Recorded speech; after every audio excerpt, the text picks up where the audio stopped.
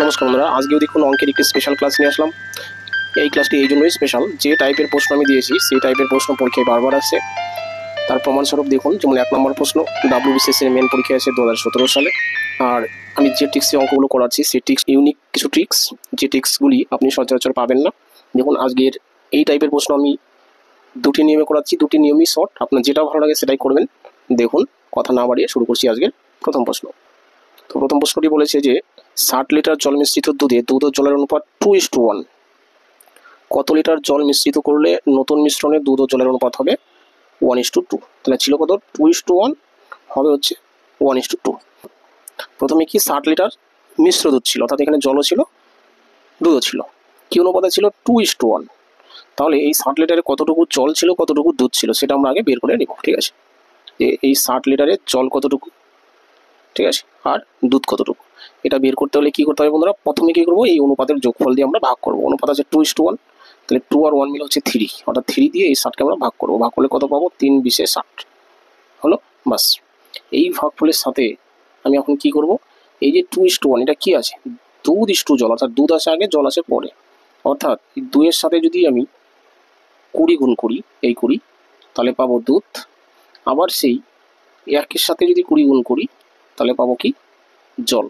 অর্থাৎ এখানে দুধ পাচ্ছি 40 লিটার আর জল পাচ্ছি 20 লিটার। ঠিক আছে, অর্থাৎ প্রথমে যে 60 লিটার জল মিশ্রিত দুধ ছিল সেখানে কি 40 লিটার ছিল, কি 40 লিটার ছিল দুধ আর 20 লিটার ছিল জল। হলো। এবার বলেছে আর কতটুকু, এই অবস্থাতে আর কতটুকু জল মিশ্রিত করলে নতুন অনুপাত হবে 1:2। তাহলে আমরা এখন কি করব? এই যে 40 বাই, এটা আমরা অনুপাত আকারে লিখছি 20, এখানে 20টা হচ্ছে জল। কতটুকু জল মেশালে বলেছে, তাহলে 20-র সাথে আমি ধরে নিচ্ছি x লিটার জল মেশালাম, তাই না? তাহলে এটাই হচ্ছে নতুন অনুপাত হবে, তাই না? 40/20 + x, আর সেটাই সমান সমান কি আছে? 1:2। এখন আমরা সমাধান করি, সমাধান করে কি করব? জাস্ট x এর মান বের করব। দেখুন এখানে আমরা সমাধান করতে গেলে কোনাকুনি গুণ করতে হবে, অর্থাৎ এই 40কে 2 দিয়ে গুণ করলে কত হবে? 80, তাই না? তাহলে গুণফলটা আমি এখানে লিখে দিলাম 80। তাহলে এখানে থাকছে 1:20 + x, তাই না? তাহলে 20 + x এর আমরা এক্সটাই পাশে রাখবো, 20টাকে ও পাশে নিয়ে যাবো, তাহলে কি হবে? বিয়োগ হবে। তাহলে 20 যদি 80 থেকে বিয়োগ করি কত পাবো? 60। কার মান 60 পেলাম? x এর মান। আর x এর মান মানে উত্তর। কেন কি আমি ধরেছিলাম যে x লিটার জল মেশাতে হবে, আমরা পেলাম 60 লিটার জল মেশাতে হবে, অর্থাৎ অপশন ডি হচ্ছে বন্ধুরা উত্তর। এটা আমি সাধারণত বেসিক নিয়মেই করলাম, x ধরে বীজগণিতিক নিয়মে। এরপরে দেখুন এই অঙ্কটা আমি অ্যালিগেশন পদ্ধতিতেও করাচ্ছি, আপনার যেটা ভালো লাগে আপনি করবেন। দেখুন তাহলে বন্ধুরা, তাহলে দেখুন আমরা অ্যালিগেশনে যদি করি তাহলে কি করব? যে প্রথমে আমাদের বলেছে কত লিটার জল মিশ্রিত করলো, যার জন্য প্রথম অবস্থাতে কতটুকু জল ছিল আর শেষ অবস্থাতে কতটুকু জল ছিল সেটা আমাদের লিখতে হবে। দেখুন যে দুধ আর জলের অনুপাত ছিল 2:1, তাই না? আগে ছিল দুধ, পরে ছিল জল, অর্থাৎ জলের হচ্ছে 1, জলের অনুপাত কত? 1, সেটা আমি উপরে লিখলাম। আর এই অনুপাতের যোগফল হচ্ছে 3। এটা হচ্ছে প্রথম অবস্থাতে জল, আর সেই অবস্থাতে মোট মিশ্রণ পরিমাণ ছিল 1, তাহলে এটা এই একটা মনে রাখবেন, মোট মিশ্রণ। ঠিক আছে, আচ্ছা। আর কি শেষ অবস্থাতে কতটুকু জল ছিল? তো দুধ ইস্টু জল, অর্থাৎ জল পরে আসে, অর্থাৎ 2 হবে উপরে আর নিচে হবে 3। এই দুটোর অনুপাতের যোগফল কত? 3। বাস, এবার কি করবো? আমরা জাস্ট কোনাকুনি বিয়োগ করবো। বিয়োগ করলে কি পাবো? এখানে পাবো মোট মিশ্র, অর্থাৎ জল প্লাস দুধ, আর এখানে পাবো কতটুকু মেশানো হয়েছে। ঠিক আছে, বাস। তাহলে বিয়োগ করুন। দেখুন 1/3, 2/3, এই দুটোর বিয়োগফল হচ্ছে 1/3 হবে, তাই না? কি করে বুঝলাম? দেখুন 3 ভাগের 2 ভাগ, এর থেকে 3 ভাগের 1 ভাগ বিয়োগ করতে হবে, তাহলে 3 ভাগের আরও 1 ভাগ থাকবে, তাই না?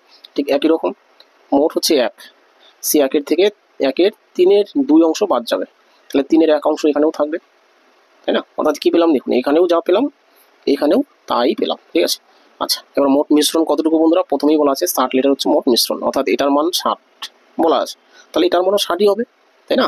কারণ কি 1/3 মানে এটা হচ্ছে 1:1 বা সমান সমান, এখানে যা থাকবে এখানেও তাই থাকবে। তো মোট মিশ্রণের পরিমাণ বলেই দিয়েছে 60 লিটার, তাই না? তাহলে এখানেও বন্ধুরা 60 লিটারই হবে, তাই না? যেহেতু এই দুটোর মান হচ্ছে 1:1, তাহলে অ্যালিগেশন নিয়মে দেখুন অঙ্কটা একটু ছোট বেশি হলো, তাই না? তাহলে এই হলো বন্ধুরা উত্তর, 60 লিটার, অপশন নাম্বার ডি হচ্ছে উত্তর। আপনি যে নিয়মেই আসুন উত্তর একই আসবে। আচ্ছা, তাহলে এটা হচ্ছে অ্যালিগেশন নিয়মটাই শর্টকাট মনে হচ্ছে, তাহলে এটা নিয়মে করতে পারেন। আর বেসিক নিয়মটা শেখার জন্য আমার আগের নিয়মটাও ভালোভাবে ফলো করবেন। আচ্ছা, আপনি যত নিয়ম জানবেন পরীক্ষার হলে তত শর্টকাটে করতে পারবেন। ঠিক আছে, চলে আসছি পরের প্রশ্নে। দেখুন তো এই হলো বন্ধুরা 2 নম্বর প্রশ্ন। তো এটা প্রশ্ন কি বলেছে দেখুন, যে 2 প্রকার মিশ্রণে দুধ ও জলের অনুপাত 7:2, 9:2। এই 2 প্রকার মিশ্রণ কি অনুপাতে মেশালে নতুন মিশ্রণে দুধ ও জলের অনুপাত হবে 4:1? তাহলে দেখুন এটাও খুব শর্টকাট অঙ্ক দিয়েছে, দেখে মনে হচ্ছে অনেক বড়, অনেক কঠিন হবে, কিন্তু আসলে অঙ্কটা খুবই সহজ। তো দেখুন আমি কীভাবে করাচ্ছি। তো তো আগের অঙ্কটা যদি দেখে থাকেন অ্যালিগেশনের নিয়মটা, সেই নিয়মেই করাবো। আমরা কি করবো, এখানে অংশ হিসাবে মোট কতটুকু জল বা দুধ, যে কোনো একটা বের করবো। দুধ বের করলেও হবে, জল বের করলেও হবে, যে কোনো একটা। তাহলে আমরা দুধটাই বের করি, প্রথমে দুধ যেহেতু আছে। আচ্ছা, তাহলে প্রথম অবস্থায়